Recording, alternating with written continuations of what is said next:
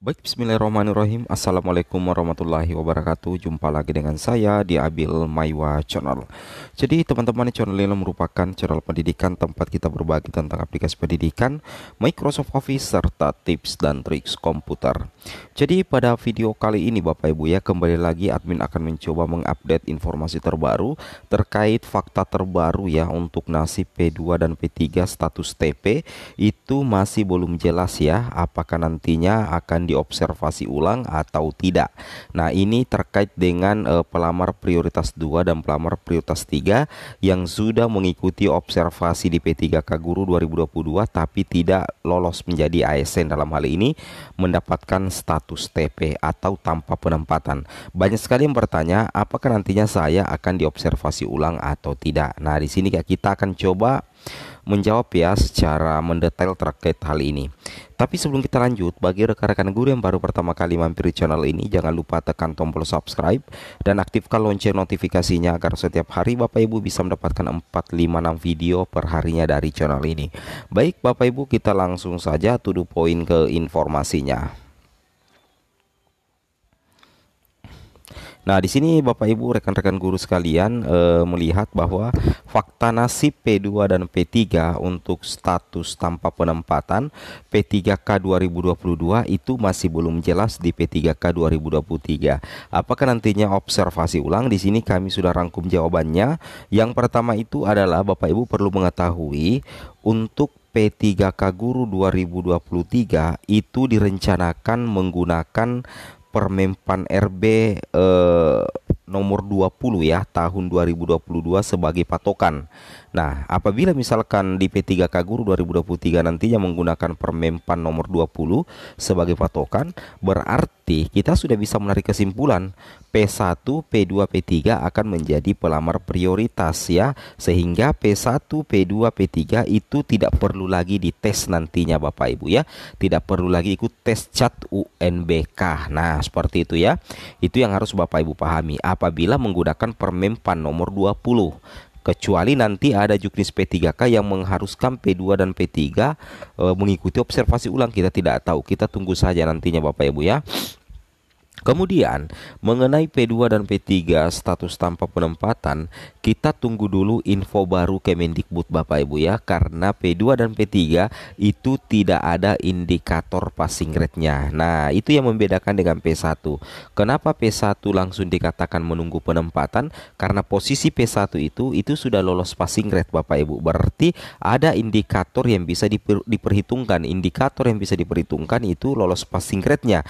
Berbeda dengan P2 dan P3 yang mengikuti observasi dan tidak mengikuti seleksi kompetensi, sehingga dikatakan tidak ada indikator passing grade-nya. Sehingga yang harus dilakukan oleh P2 dan P3 adalah kita menunggu dulu info baru dari Kemendikbudristek. Seperti itu jawabannya ya untuk poin kedua hari ini.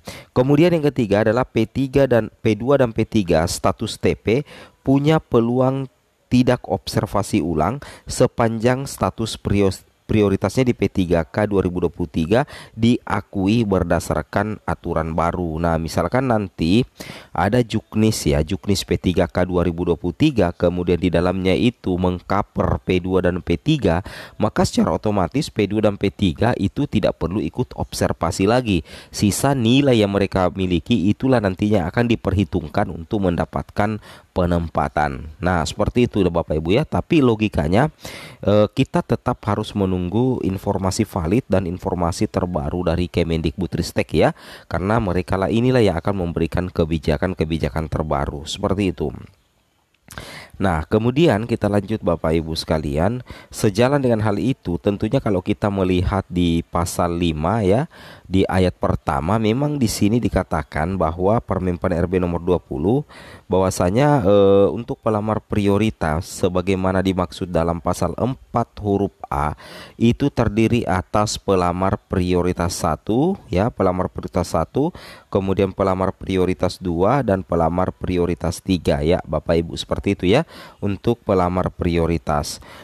Nah, Kemudian pelamar prioritas satu itu adalah THK 2, guru non ASN, lulusan PPG dan guru swasta yang sudah lolos passing grade. Maka dikatakan prioritas satu yang nantinya itu di P3K Guru 2023 sudah dijamin, tinggal menunggu penempatan. Seperti itu ya.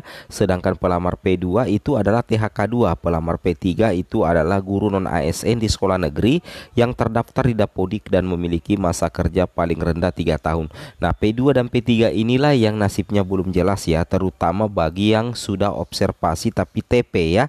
Nah, apakah nanti akan diobservasi ulang atau tidak? Berbeda kalau P2 dan P3 yang memang belum observasi. Nah, ketika nanti jadi P3K Guru 2023 ada formasinya, maka secara otomatis akan ikut observasi kembali Bapak Ibu ya, sepanjang Permenpan RB yang digunakan adalah Permenpan RB nomor 20 tahun 2022. Kecuali kalau bukan Permenpan RB nomor 20 tahun 2022 yang digunakan, maka secara otomatis kita tidak tahu bagaimana kronologis penuntasan untuk P2 dan P3. Seperti itu ya yang harus Bapak Ibu pahami dan cermati ya. Oke, kemudian kita lanjut lagi rekan-rekannya. Di sini memang ya pernah dikatakan oleh Ibu Nunuk melalui jpnn.com, begini mekanisme seleksi P3K Guru 2023, P1 tanpa penempatan bisa bergembira. Nah, seperti itu ya. Jadi di sini Dirjen Guru Tenaga Kependidikan Kemendikbudristek Prof Nunuk Suryani mengungkapkan total kebutuhan P3K 2023 itu sebanyak 601.286. Selain itu, pemerintah berencana menyelesaikan 62.645 guru lulus passing grade yang tidak mendapatkan penempatan P3K 2022 tahun ini. Kebutuhan guru P3K tahun ini cukup banyak, makanya P1 yang belum terakomodasi dalam P3K 2022 akan dituntaskan tahun ini. Ini tentunya menjadi kabar baik ya bagi pelamar prioritas 1 karena akan menjadi prioritas utama penuntasan di P3K Guru tahun 2023. Mudah-mudahan saja untuk P2 dan P3 juga seperti itu nantinya Bapak Ibu ya, diprioritaskan untuk dituntaskan. Oke. Kemudian kita lanjut lagi di sini rekan-rekan sekalian. Nah, bukan ini ya, masih ada Bapak Ibu. Nah, ini yang poin ketiga, kita langsung saja di bagian sini ya. Di paragraf terakhir di sini dikatakan setelah ini dilakukan dengan mempertimbangkan di mana kompetensi profesional, pedagogik, sosial dan kepribadian pesertanya adalah guru honorer K2, guru honorer negeri dengan masa kerja minimal 3 tahun. Seleksi tes dilakukan dengan mempertimbangkan dimensi kompetensi manajerial sosiokultural. Pesertanya adalah guru honorer negeri minimal 3 tahun dan terdata di Dapodik. Lulusan PPG, guru honorer swasta terdata di Dapodik. Untuk P1 tanpa dites lagi. Jadi untuk P1 nantinya itu tanpa dites lagi. Sedangkan P2 dan P3 ini Ibu Nunuk mengatakan, saya ulangi, sedangkan P2 dan P3 saya belum tahu karena mereka kan tidak tes kompetensi teknis manajerial. Mereka hanya diobservasi dan Pemda yang bikin rankingnya.